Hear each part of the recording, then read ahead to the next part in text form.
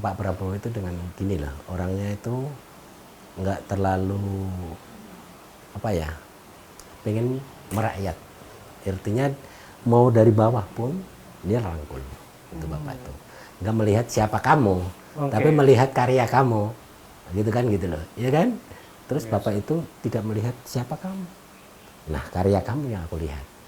Nah, dan nyaman di beliau. Nah, beliau cocok. Nah, gitu kan. Artinya kan begitu. Bukan artinya beli nomor brand artinya brand nama. Artinya untuk kenyamanan beliau dan orang beliaunya juga apa ya? Rendah hati lah artinya gitu loh. Cuma casingnya aja Bapak itu kelihatan galak, tapi dengan secara langsung. Abang kan pernah kan wawancara enak toh kan gitu. Ya, Cuma kan ada sisi kelembutannya yang belum banyak orang ketahui Pak ya. Itu Dia itu sentimental begitu ya Pak. Dan dari sini saya juga menilai loyalty Pak, kesetiaan. Karena beliau saya lihat dia punya buku Pak, Kepemimpinan Militer. Bapak juga tahu kan buku itu kan. Dia berikan kepada saya dan saya lihat dan saya baca buku itu. Beliau minta saya harus baca buku ini, dia bilang begitu. Saya baca salah satu ciri dari kepemimpinan yang beliau kedepankan adalah kesetiaan. Dan luar biasa.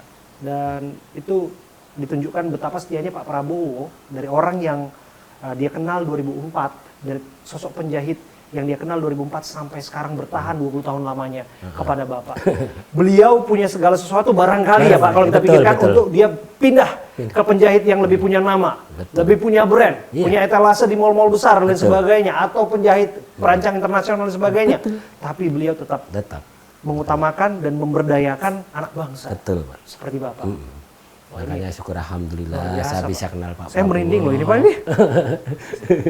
Betapa seorang pemimpin di Republik ini betul-betul memberikan kesempatan kepada UMKM, bisa dikatakan seperti itu ya Pak ya, penjahit-penjahit yang dari daerah ya Pak ya. Bapak asal dari mana Pak? Saya asal dari Semarang. Dari Semarang Pak ya. Bapak mengadu nasib di Jakarta. Merantau lah artinya kan. Luar biasa. Dan Pak Prabowo masih tetap jahit ke Bapak. Dan saya dengar juga bukan hanya Pak Prabowo, bahkan orang di sekeliling Pak Prabowo, asisten-asistennya, bahkan pengurus-pengurus partainya. Betul. Ceritakan ke kami Pak. Kalau ya sebelum punya partai kan Pak Prabowo sebelum mendirikan partai kan saya ikut Pak Prabowo. Ya artinya orang-orang di Partai Gerindra ini kan kita kenal, gitu loh. Ya kan si A, si B, si C. Kan sebelum partai ada kita udah jahit beliau, udah kenal beliau. Otomatis artinya dengan Pak Sekjen, dengan Pak Dasko, dengan yang lain tokoh-tokoh Gerindra itu ya otomatis kita dekat lah artinya kan gitu loh. Dan mereka juga pesan di sini? Iya, banyak yang pesan di sini. Kadang kalau kita ya karena banyak pemesanan, kadang-kadang kita lama, ya udah aku jahit tempat lain nggak masalah. Yang penting nanti habis pasti sering komunikasi. Karena bagaimanapun tetap harus mengutamakan Pak Prabowo betul, ya, karena tugas beliau ya pernah menjadi Menhan tentu saja dan menjadi presiden, banyak sekali yang harus beliau urusi tentu saja, termasuk juga bagaimana penampilan beliau juga kita harus jaga juga Pak. Jasnya juga Bapak yang jahit? Ada, jas juga ada nih, jas beliau. Luar biasa. Oh ini saya ini bukan Pak? Ini jas beliau nih. Oh iya. Ini nih. Wow, coba. Ini jas beliau nih. Wah ini bagus Pak. Saya suka ini Pak warnanya Pak. Saya suka bahannya juga ini Pak. Pak ini adem. Bahan dari mana ini Pak? Bahan apa ini namanya Pak? Bahan wool. Bahan wool ya Pak ya. Saya boleh cobain Pak? Boleh. Waduh, saya cobain lagi nih 2 kali nih saya cobain. Tapi udah lama ini Bapak udah. Ya. Tapi saya pernah lihat beliau pakai yang ini ketika beliau bertemu dengan kelompok-kelompok pengusaha kalau saya nggak salah. Dan ini adalah jas yang digunakan oleh beliau. Dalaman warna biru, ya saya ingat betul Mas. Karena saya coba lihat-lihat dan luar biasa ini. Oh nyaman Pak. Sekarang saya tahu kenapa Pak Prabowo tetap setia, kenapa Pak Prabowo tetap happy dengan hasil jahitannya Pak Bur. Karena nyaman betul Pak ini, nyaman. Cuman kebesaran lah kali ya. Iya kalau ukuran kan itu kan beda-beda Pak. Tapi kan saya ini seorang yang tampil di TV Pak. Saya 15 tahun tampil di TV lebih Pak. Ini sekarang Pak saya jalan tahun ke-16 dan saya pakai jas hampir tiap hari untuk program saya di studio. Saya di lapangan pakai baju safari model-model Pak Prabowo lah ya Pak ya. Model kemeja dan sebagainya. Dan dari situ kan kita punya pengalaman untuk menilai Pak. Nah kalau saya menilai memang nyaman. Dan bagi seorang yang memang harus tampil di publik, penting baginya untuk nyaman terlebih dahulu, sebelum kemudian dia mampu dengan confident, dengan percaya diri nanti untuk menyampaikan atau melakukan tugas-tugasnya. Iya. Bagi saya seperti itu, Pak. Betul, betul. Makanya saya selalu kalau pakai setelan jas, misalnya di studio ya Pak ya, Betul. kalau sudah nggak nyaman misalnya ya, sudah nggak nyaman, saya pasti langsung bete.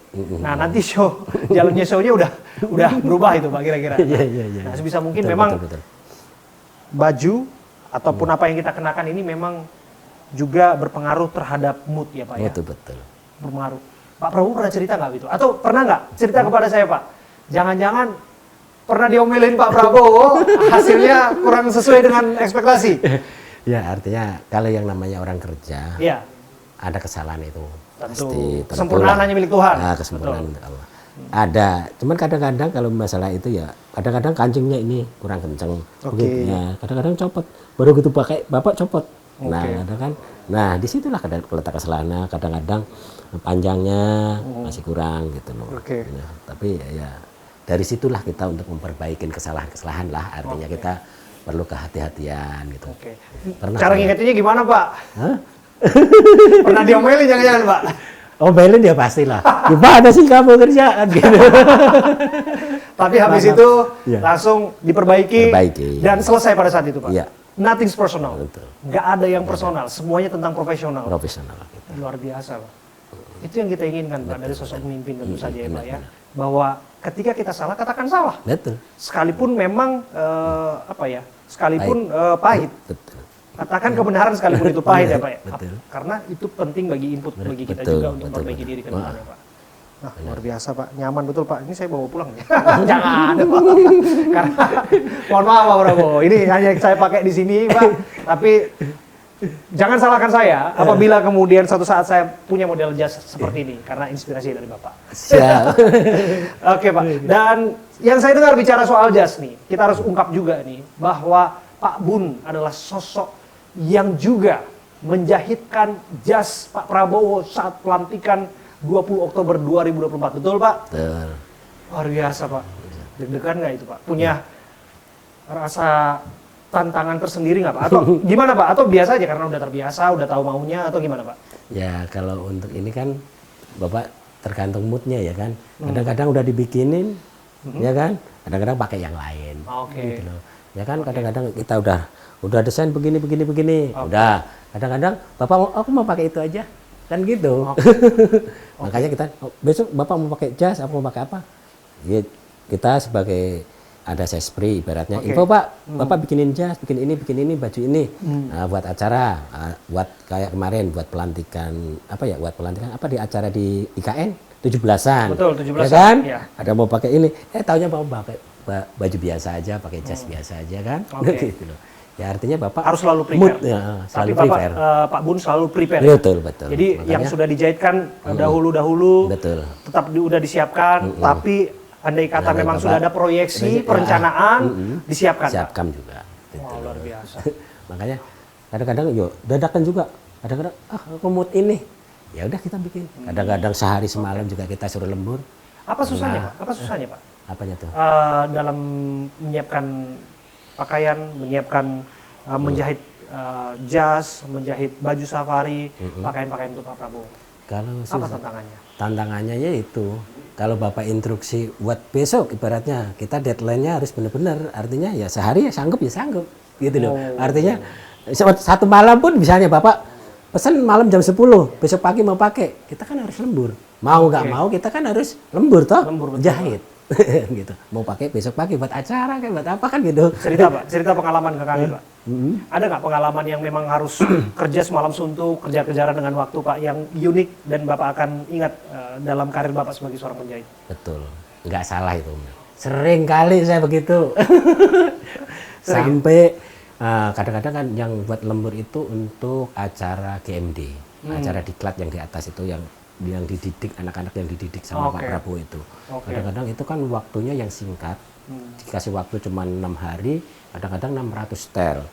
Jadi kan kita kejar tayang tuh kan sistem ukur semua.